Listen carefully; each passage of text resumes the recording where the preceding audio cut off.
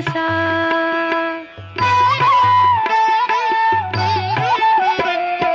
వెన్నవలె హృదయాన్ని కోమలంబుగా నీవు చేసి వైచుమువోయి మనసా.